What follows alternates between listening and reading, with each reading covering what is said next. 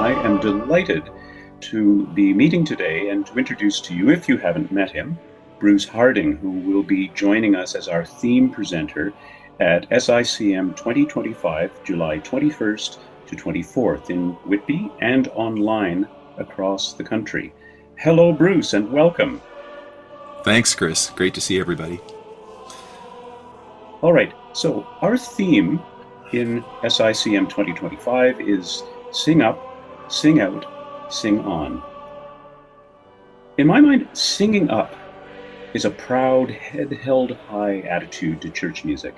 And in some traditions, we think about God being up.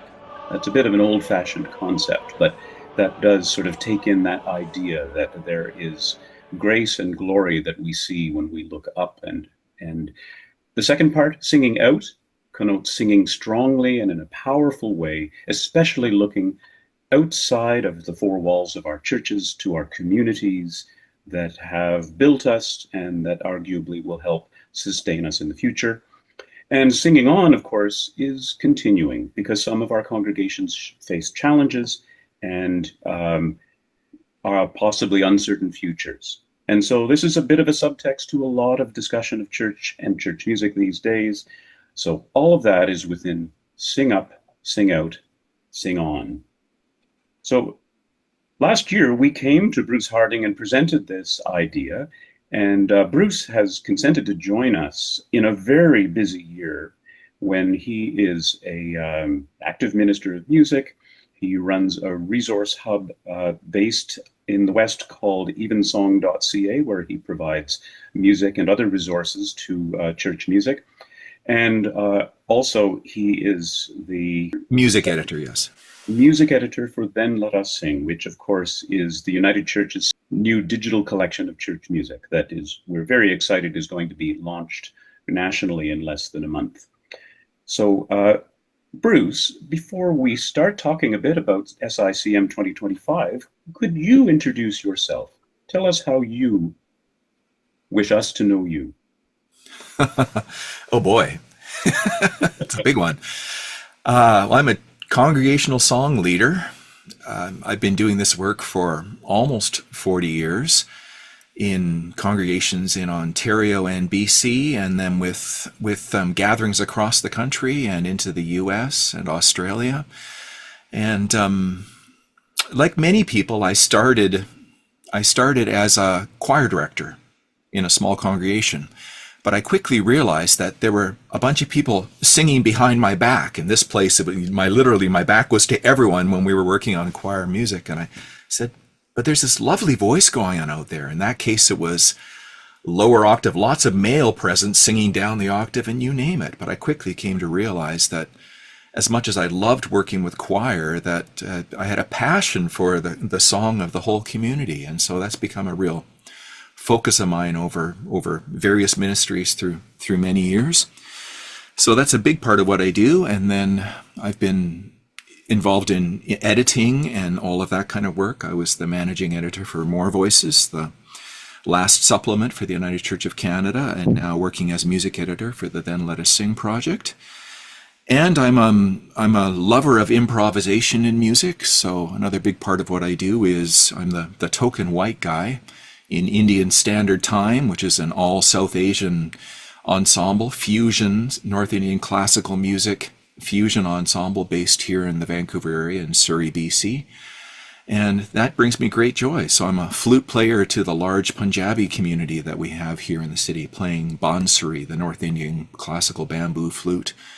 And that is just so much fun and constant learning experience. I love being a baby in another tradition, even though I'm a good 20 plus years into that work. And I've learned some stuff in that time, but still, it's a constant joy to be humbled by what other people know and to learn all the time.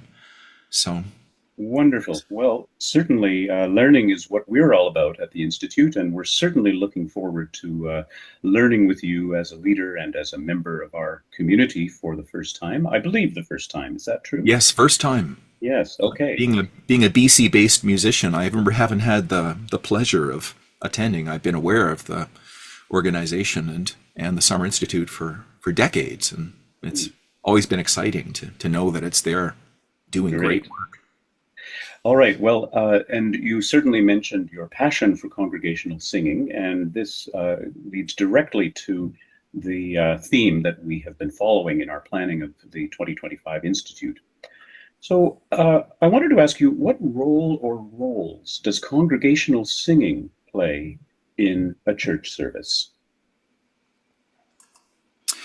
Well, I grew up in the Protestant tradition, and so congregational song is deep in the DNA of the congregations I have served and the denomination that I've worked in, the United Church of Canada. And in many cases, a lot of leadership in the church is fairly professionalized.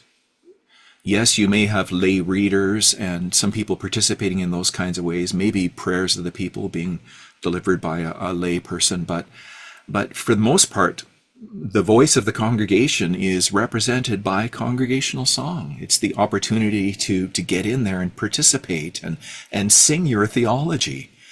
And so I think it's vital, it's important, and it is one of those only ways that we really do come together as a whole people during a worship service. So very, very critical.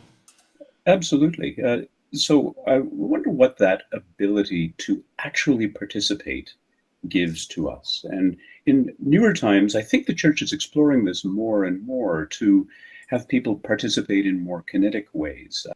There's something about every person in the pew being able to do something rather than simply to hear things and see things.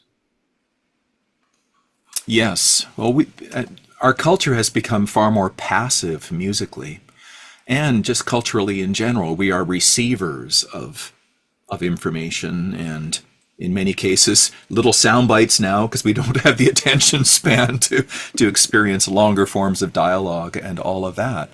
But being able to immerse people, to share in that corporate experience is so critical, and it's pushing back against that culture that says you go to a concert, you sit and receive. Because it's so active, it should be so engaging and should be so vital. So it shapes our people too. You know, if you're doing our job well as song leaders, then there is repertoire that people have on their hearts. And so they might be going through challenges themselves, and a song like Don't Be Afraid from the Iona community just comes out of them because they know all the words, they know the melody, and that's so critical. And for our children in particular, you know, I think it's my job to make sure that our kids have a repertoire like that in their hearts. And not just any songs that are very carefully curated and chosen and sung repeatedly until everybody owns them and knows them. That's a big part of what we do. Stepping back a bit, do you think it is vital not just to the church service and to the individuals, but to the life of the church itself, the actual institution that those people make up? How is it strengthened and encouraged by strong and robust and engaged congregational singing?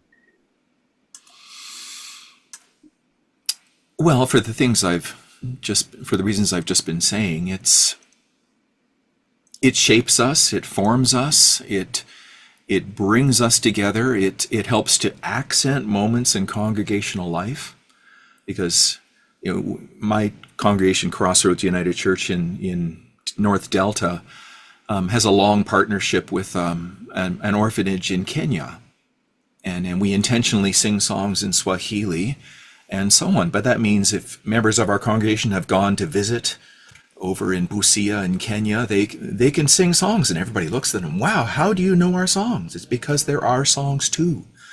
And so we're joined by those songs. That's just one small example of how music can shape and form us as community. Wonderful.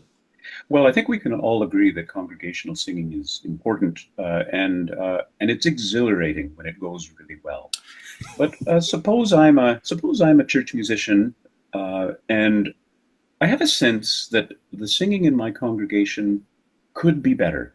Where would I start in figuring out, diagnosing what I'm doing, what we are doing? I should say it's not necessarily just the musician, but it can be the publications, it can be the uh, dynamics, it can be the leadership and language, all sorts of things. How do I start out trying to improve matters? I think it's a matter of diagnosing what are the barriers that you might have in your community. It could be that people sit scattered around the sanctuary so they can't really hear each other well. It could be the acoustic is wrong in the space to support congregational singing. Those are all big factors. It could be just the volume of instrumentation of the is the accompaniment at a decent volume that people feel supported, not overwhelmed. All of those kinds of things are factors. So it's important to look at physical and other barriers that we might face in doing our jobs. So, I wonder what, in your estimation, are the most important factors that need to be working well for congregational singing to go well. I think the most important thing is that we as leaders believe that our people can and will sing. We have to believe in them. I've met musicians who say, "Oh, my people never sing." Well, that's kind of self-defeating.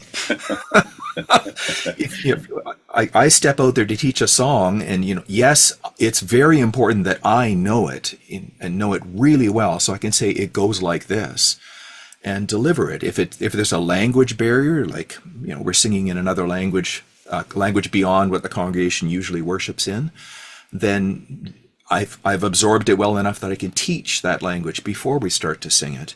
All of those kinds of things. So just to make sure that I am at my best and people feel supported. At Crossroads, we've developed a culture of not being worried about when things don't go right. A little bit of levity when if something goes off the rails and so on, people will just chuckle a little bit and we all move on. We don't lose that sense that the Spirit is with us and get all uptight about and nervous about what's happening in our midst. And so if people aren't necessarily getting something, it's my job to listen and obviously ahead of time identify key phrases. That might be a problem spot that I expect people will find, but to support them so they've learned the piece well, and then to repeat it often enough that it really does become a heart song. Because if we just, I find that all the time with my choir. I think choirs, I have a sense that choirs know more than the congregation does because they're kind of in on it from the inside of the ministry. But how often have I said, well, we just sang that 6 months ago, and they'll say, I've never heard it before. So repetition can really help to anchor something, which is why not just singing things as a hymn, if we are in a community that is used to having service music, to be able to take a new hymn and maybe just a verse from it and sing it for a whole season. And by the time the season is over, people know it. And then you can reintroduce it occasionally. So there's so many things we can do to support and encourage strong singing. Okay, so I'm a church musician and I've decided to come to the Summer Institute of Church Music, either in person in Whitby from July 21st to 24th, or else online. So what can I expect in the sessions you're going to lead and just having you as in fellowship with us? You can expect an emphasis on passionate singing. You can expect I should be willing and able to demonstrate, how I teach and all of that, how I encourage, to talk about context issues, some of what we've already been talking about, challenges that are presented by our unique situations, challenges that are more universal to all of us who do this work together. So, I hope I can draw on some of my experience and my own academic background in church music traditions and help us find a way into the future, because it's vital work. It's work that we need to keep doing. And we're fighting a culture, as I said before, that is increasingly passive when it comes to music. And so to be that place where music is passionate and alive in our weekly lives is transformational, I think, for all of us in our communities. And it can be transformational for us as church musicians too, when we take it on as being one of the most important parts of our musical work in a community. We're so excited to have you with us. Thank you for your time today, and we will look forward to welcoming you to Whitby in July. Great. Thanks, Christopher. Thanks, everyone. Looking forward to seeing you all.